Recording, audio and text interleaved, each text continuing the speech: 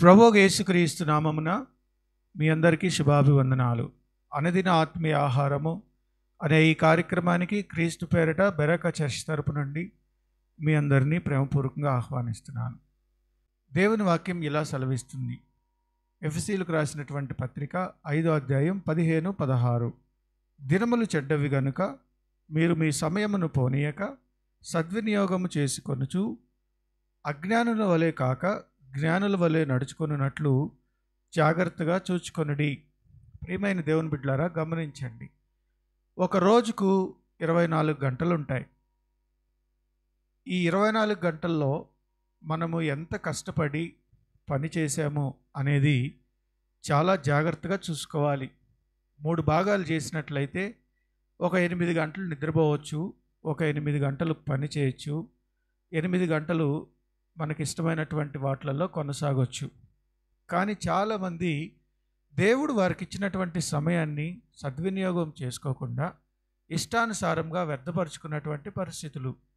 ఉదాహరణకి క్లాస్లో టీచరు 60 మందికి పాఠం చెప్తాడు, ఒకేలాగా చెప్తాడు 60 మందికి, కానీ ఒకడు మాత్రమే ఫస్ట్ ర్యాంక్ తీసుకొని వస్తాడు. ప్రియమైన దేవుని బిడ్డలారా, జాగ్రత్త.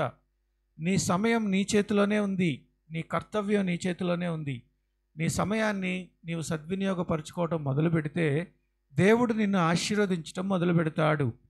అంతేకాని దేవుడిచ్చినటువంటి సమయాన్ని వ్యర్థపరుచుకొని మనకిష్టమైనటువంటి కార్యకలాపాల్లో కనుక సమయాన్ని వ్యర్థం చేస్తే రేపు నీకు అవసరమైనప్పుడు ఆ సమయం ఉపయోగపడదు.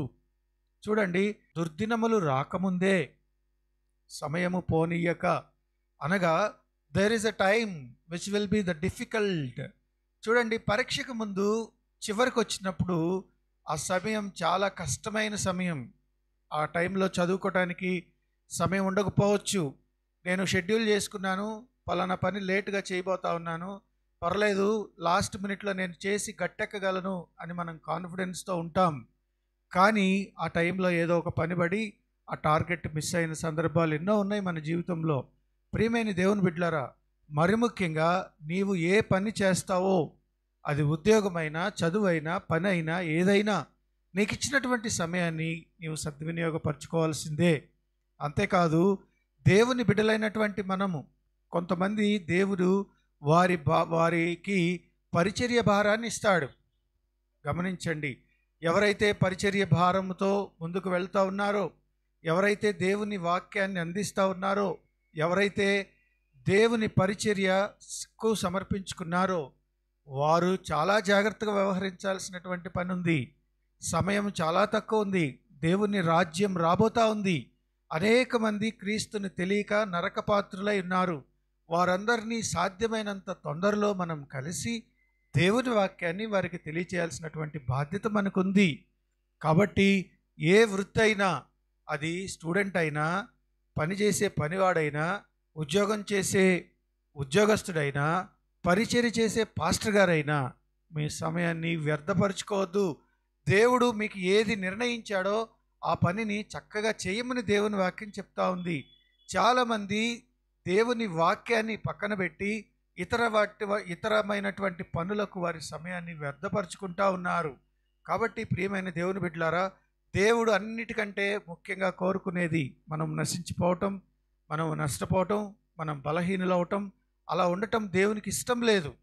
దేవుడు నిర్ణయించినట్లు దేవుని బిడ్డలుగా దేవుడు నమ్ముకున్నటువంటి మనం ఉన్నతమైన స్థితిలో ఎప్పుడు కూడా రెడీగా ఉండాలని దేవుడు కోరుకుంటా ఉన్నాడు. కాబట్టి ప్రియమైన దేవుని బిడ్డలారా, మీ చేతిలో ఉన్నటువంటి సమయాన్ని పోగొట్టుకోవద్దు.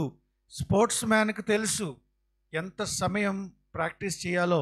వారికి తెలుసు. ఒక రన్నర్ దగ్గరికి మనం వెళ్తే 100 మీటర్స్ పరిగెత్తేటువంటి వాడు తను ఎంత జాగ్రత్తగా ప్రతి సెకండ్ కాపాడుకుంటాడో, ఎంత సిద్ధపడతాడో, ఎంత ప్రాక్టీస్ చేసి టైంకి తన టార్గెట్ రీచ్ అవ్వాలనుకుంటాడో, అంతకంటే గొప్పగా దేవుడు మనకిచ్చినటువంటి పనిని మనం నెరవేర్చమని దేవుని వాక్యం సెలవిస్తూ ఉంది. అటువంటి గొప్ప కృప మనందరికీ దేవుడు దయచేయునుగాక. తలలు వంచండి, చిన్న ప్రార్థన చేసుకుందాం.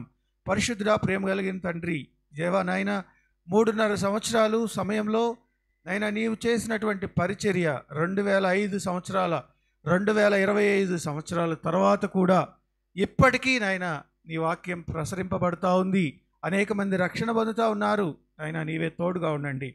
నాయన మేమందరము నీ పనిముట్లుగా నీ రాజ్య వ్యాప్తిలో పనిచేయడానికి సహాయం చేయండి. అంతేకాదు నాయన ఎవరైతే వారి చదువుల్లో ఉన్నారో, వారు చేస్తున్నటువంటి పనుల్లో ఉన్నారో, ఉద్యోగాల్లో ఉన్నారో, ఏ ఏ స్థితిలో ఉన్నారో అన్నిట్లో కూడా ప్రభువా నమ్మకంగా వారి సమయాన్ని వ్యర్థపరచుకోకుండా నీవు ఇచ్చినటువంటి పనిని నెరవేర్చడానికి సహాయం చేయమని యేసయ్య పరిశుద్ధ నామమున ప్రార్థన చేసి వేడుకొనుచున్నాం తండ్రి. ఆమేన్. ఇప్పుడు మన తండ్రి అయిన దేవుని ప్రేమ, కుమారుని యొక్క సహవాసము, పరిశుద్ధాత్మతోడు సదాకాలం మనకు తోడుగా ఉండి నడిపించి ఆశీర్వదించి కాపాడునుగాక.